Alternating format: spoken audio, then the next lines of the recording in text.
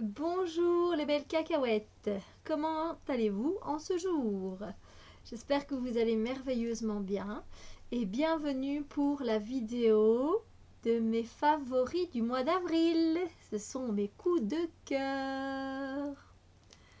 Voilà, donc nous voici pour cette vidéo. J'avoue que je suis toujours super heureuse de faire cette vidéo. Alors j'adore faire les vidéos de lecture intuitive, des reviews, des jeux de développement personnel et autres. J'adore vraiment faire ça, mais j'avoue que j'ai une petite préférence pour les favoris. Je ne sais pas pourquoi, je me dis à chaque fois que ça peut vous aider, que vous allez trouver quelque chose qui va vous faire du bien, qui va vous aider sur votre chemin tout simplement. Donc eh bien, on va commencer par quelques bricoles, n'est-ce pas? Alors, on va parler au niveau des coups de cœur, on va parler d'oracles, on va parler de livres, euh, de bourgeons et d'autres petites choses. Alors, c'est parti. Alors, je vais commencer par les oracles. Il n'y en a pas beaucoup. Alors, ce mois-ci, j'ai beaucoup travaillé avec l'oracle de l'énergie de Sandra Anne Taylor. C'est un coup de cœur parce que les cartes sont vibrantes, elles sont magnifiques, elles parlent beaucoup. Et bon, on travaille un peu à l'envers, à l'endroit. D'habitude, j'aime pas trop ça. Je ne fais pas ça, même d'ailleurs. Mais là, voilà, on a des cartes juste, mais sublimes. Donc, je vous en montre vraiment une ou deux parce que j'ai déjà fait la review de cet oracle.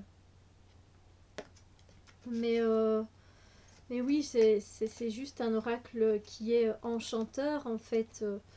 Donc, enfin, enchanteur. Après, il y a les côtés négatifs, mais il y a aussi les anges, les chakras. Oui, ça parle de beaucoup de choses, en fait, hein. Donc, non, c'est très beau. Il est très bien fait. Et il est très complet aussi. Donc, voilà. Alors, j'ai toujours ce petit point de lumière qui vient. Je l'avais déjà eu dans une autre vidéo, ce point de lumière.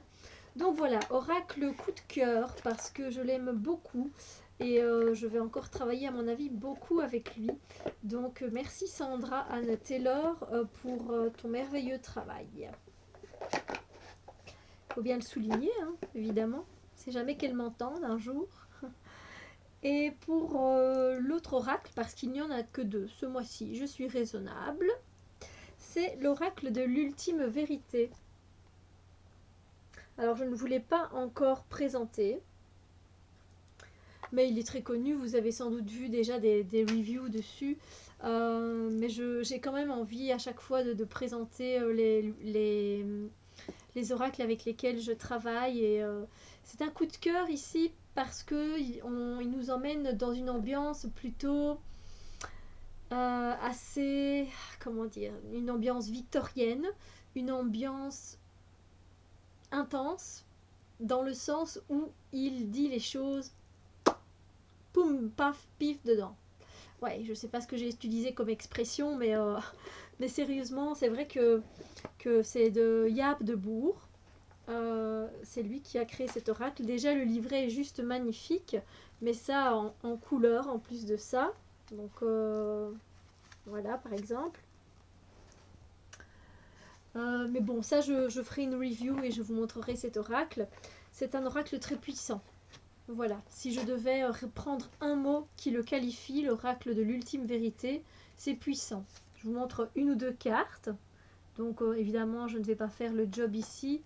Vous avez directement la réponse. On ne se trompe jamais avec cet oracle-là. Enfin, même avec les autres, hein, parce que voilà, une fois que la carte est choisie, elle est choisie. Alors, il faut aimer son côté, donc vous voyez, sein dénudé. Il faut aimer ce côté, enfin, c'est pas qu'il faut aimer, mais il faut pas avoir trop de pudeur, parce que sinon, c'est pas un oracle que vous allez aimer. Je vous montre la carte suivante d'ailleurs. Ça pourrait rebuter certaines personnes qui sont plutôt voilà, qui ont été élevés avec une éducation très religieuse et donc voilà, ça va leur faire bizarre de retrouver, enfin ça va peut-être les toucher d'une façon spéciale. Voilà, je vous ai montré quelques cartes, mais je vous le présenterai en review bien entendu. Moi c'est un de mes coups de cœur et j'ai hâte de travailler avec vous en lecture intuitive, donc en vidéo évidemment. D'accord, voilà, je remets bien les choses à leur place. Donc voilà, pour les oracles, oracle de l'énergie de Sandra Anne Taylor, ainsi que l'oracle de l'ultime vérité de Jaap de Boer, vous aurez toutes les informations en barre d'infos. Ok? Pas de souci avec ça. On va passer peut-être maintenant aux pierres, parce que j'en ai qu'une de pierre à vous présenter ce mois-ci, et c'est l'ammonite. Alors l'ammonite, c'est même pas une pierre, c'est un fossile en fait.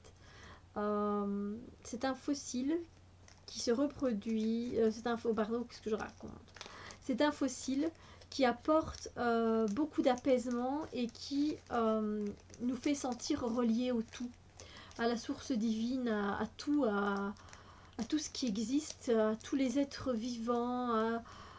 Je sais pas vous expliquer, quand en fait on me l'a offert, c'est un cadeau, donc je te remercie encore Valérie de m'avoir offert ce très beau cadeau. C'était pour mon anniversaire. Et donc voici l'ammonite. Donc on voit bien hein, la suite de Fibonacci aussi. Hein. Donc c'est aussi le symbole de l'infini, cette pierre. Et enfin ce fossile. Et je l'aime beaucoup. On voit plus derrière, je pense, la suite de Fibonacci. Vous voyez ça? C'est magnifique à porter aussi. Quand je l'ai porté, hein, évidemment, je change de pierre quand elle se décharge ou quand je sens que je suis appelée par une autre pierre, etc. Et je l'ai porté pendant bien 2 semaines. Et franchement, c'est un apaisement total. Je me suis sentie vraiment très apaisée. C'est une énergie très douce. Et en même temps, on a l'impression d'avoir tout l'univers en nous. Ce qui est vrai, mais on le ressent beaucoup avec ce fossile donc qui s'appelle l'ammonite. Donc je vous mettrai le nom et si vous connaissez des fournisseurs de pierres d'une bonne qualité, vous en trouverez sans doute. Voilà. Comme j'en avais qu'une, je me suis dit je vais la présenter maintenant. Voilà, après maintenant, on va passer à quoi? Qu'est-ce que vous avez envie? Je vais peut-être vous présenter ce que j'ai reçu encore par Valérie pour mon anniversaire. J'ai été gâtée, vous savez. Je vais vous présenter cette bougie magnifique. Oh, elle est magnifique. C'est évidemment la bougie des 7 chakras. Elle est magnifique. Oh, je l'adore. Une bougie arc-en-ciel comme ça, que demander de plus, quoi. Elle est belle, hein. Et donc je pense qu'elle brûle plus de 100 heures, je pense. Je n'ai plus la boîte qui va avec. J'adore cette bougie. Alors j'en suis quand même déjà là. J'ai pas mal avancé. Je suis encore dans le mauve, mais ça diminue. Hein. On dirait pas comme ça parce que la cire reste encore ici. Mais j'arrive bientôt au chakra du... je suis en fait au chakra du 3e œil. Voilà. J'aurais peut-être préféré pour ces bougies là, c'est pas ta faute Valérie, loin de là, j'aurais juste préféré qu'il commence par le rouge puis aller jusqu'au mauve. Alors je sais que dans le sens des chakras, le rouge se situe en bas, puis l'orange pour le sacré, plexus solaire, du cœur, chakra de la gorge, etc. Mais pour le fait qu'elle se consume, pardon, par le fait qu'elle se consume, j'aurais aimé qu'on commence d'abord par la base, pour justement aligner à chaque fois qu'on l'allume.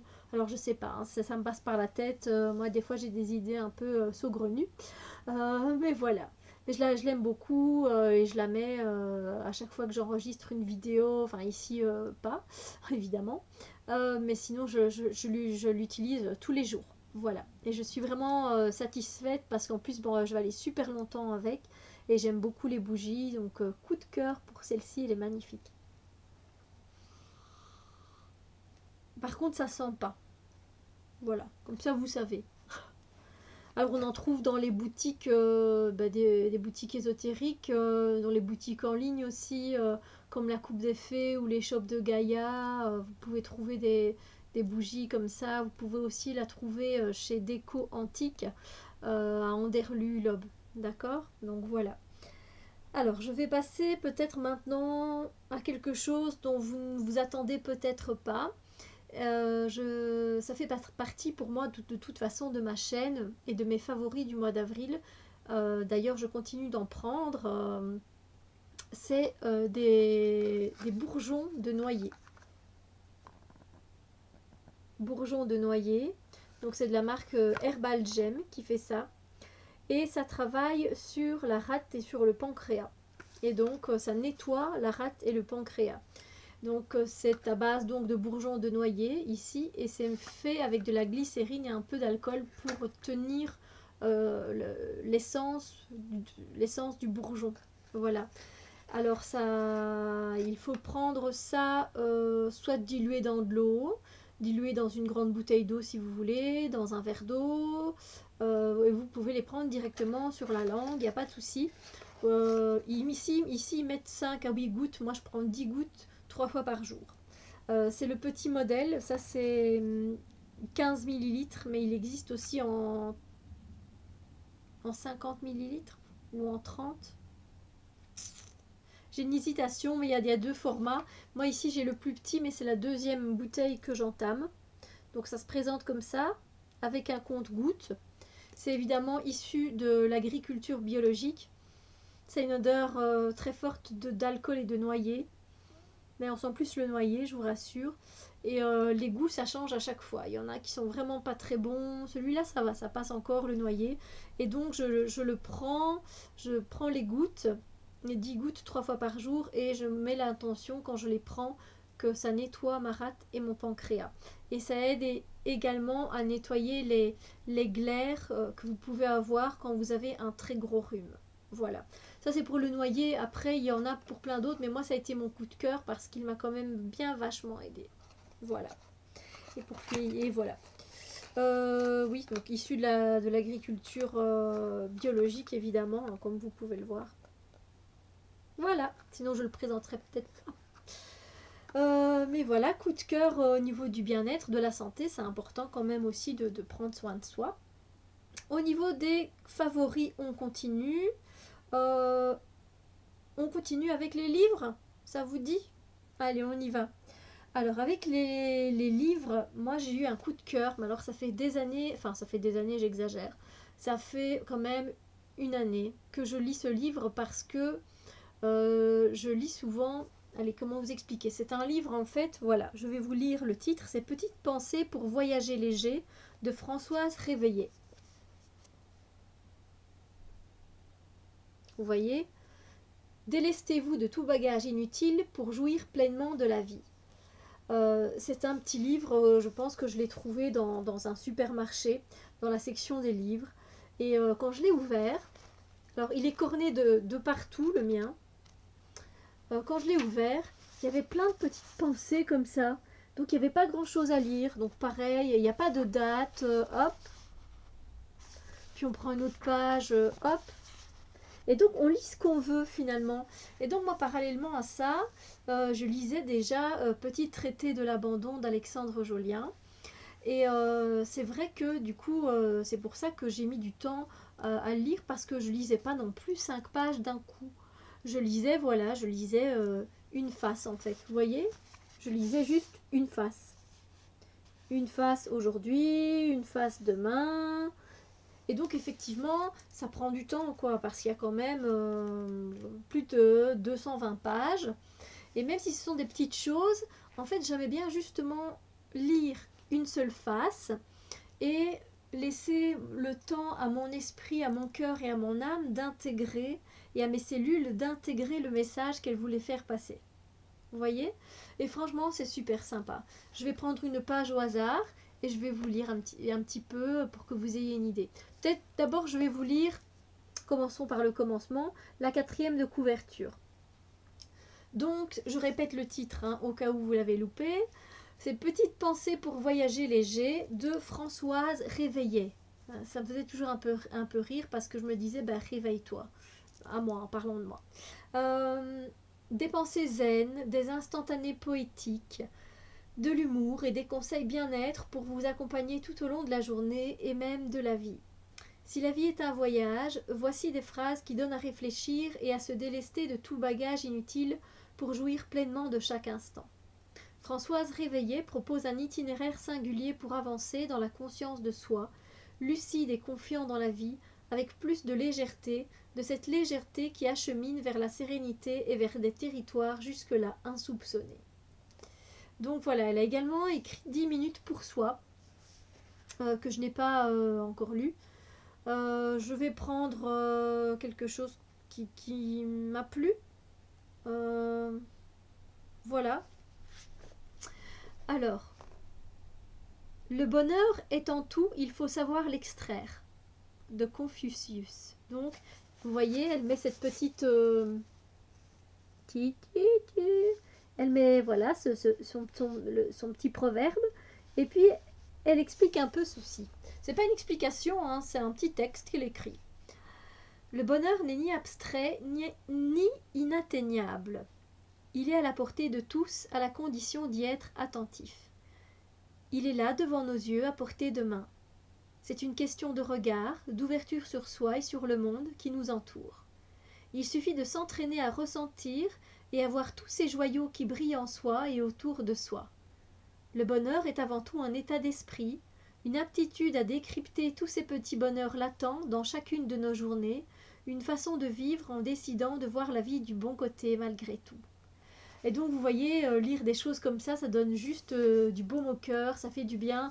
Franchement, c'est un coup de cœur de l'avoir lu et donc je l'ai terminé ici au mois d'avril, donc évidemment je vous le présente et je vous le conseille vivement. Ici je vois qu'il est à 5,99 € en France, nous en Belgique on nous met à 6,37 €. Oui, on peut mettre, hein, c'est des taxes, on peut bien. On va pas parler de ça. Alors, on continue, les petits chouchous. Alors, dans un autre contexte, mais je le mets quand même dans mes favoris au niveau du développement personnel. C'est un roman et c'est L'âme de l'empereur de Brandon Sanderson. D'habitude, je vous présenterai ça plutôt dans les lectures que j'ai lues, parce que vous savez bien que je lis quand même pas mal. Mais ici, c'est mon coup de cœur du mois d'avril. Je l'ai lu au mois d'avril et je suis tombée amoureuse. J'avais envie de rejoindre mon lit le plus vite possible pour pouvoir lire ce bouquin. Il est pas énorme, donc c'est un roman très fin. Alors, je vous lis la 4e de couverture. La jeune Shai a été arrêtée alors qu'elle tentait de voler le sceptre de lune de l'empereur. Mais au lieu de l'exécuter, ses geôliers concluent avec elle un marché. L'empereur, resté inconscient après une tentative d'assassinat, a besoin d'une nouvelle âme. Or, Shai est une jeune forgeuse. Elle possède la capacité magique de modifier le passé d'un objet et donc d'altérer le présent. Grâce à ce talent, Shai doit forger le simulacre d'une âme. Une tâche ardue sur laquelle repose le destin de l'Empire et celui de Shai. Voilà, c'est un livre de magie, de fantasy. Franchement, on pourrait se retrouver en fait en Chine parce que c'est vrai que les noms sont un peu... voilà, rien que la couverture, moi ça me fait penser à une chinoise. Et en fait, ce que j'ai aimé, c'est qu'on parle de l'âme, évidemment. C'est pour ça que je vous le présente aussi. De l'âme et de la falsification. Et vous savez que dans la falsification, dans la copie, moi je trouve qu'il n'y a rien de mal à ça. Justement, je pense que c'est un honneur d'être copié quelque part, dans le sens où j'avais fait un article là-dessus, mais je trouve ça, il faut bien une base pour commencer quelque part. Voilà, par exemple, un poète a commencé à écrire et ensuite il y a eu plusieurs poètes. Puis après, voilà, quelqu'un a commencé à écrire des romans historiques et d'autres personnes ont suivi et ont écrit des histoires historiques. C'est comme ça que ça se passe. Voilà, ici, allez, par exemple, voilà, je fais les reviews d'Oracle, mais je les ai d'abord vus sur d'autres chaînes YouTube. On est bien d'accord. Il y a de la copie là-dedans. Et c'est pas copié pour m'approprier, c'est copié pour partager. Et ici, la falsification qu'elle fait, c'est pour aider. Donc effectivement, c'est un livre qui m'a beaucoup touchée, qui m'a beaucoup plu. Ça se lit très facilement, c'est pas compliqué du tout parce que là évidemment ça a l'air d'être un peu le sceptre de lune de l'empereur. Non, c'est pas du tout mon style. Mais vous voyez, vous allez voir une fois que vous rentrez dans l'histoire, vous parcourez son chemin avec elle en train de forger une nouvelle âme pour l'empereur parce qu'il est toujours en vie mais inconscient. Il a le regard vide, etc. Et rien que savoir qu'elle va lui remettre l'étincelle et de savoir comment ça va se passer, c'est juste super. Je sais pas, j'ai adoré ce roman et je pense qu'il fait partie aussi de la spiritualité. Voilà. Vous savez bien que pour moi les livres, je ne les classe pas dans des catégories, donc voilà, c'est un peu dur pour moi, mais bon, je sais que c'est un roman et c'est un coup de cœur du mois d'avril. Alors, je vais arrêter ma vidéo ici et vous allez avoir la suite des favoris. Il en reste plus beaucoup, mais pour le chargement de ma vidéo, après ça va être beaucoup trop fastidieux. Donc on se retrouve pour la deuxième partie de mes coups de cœur. A tout de suite.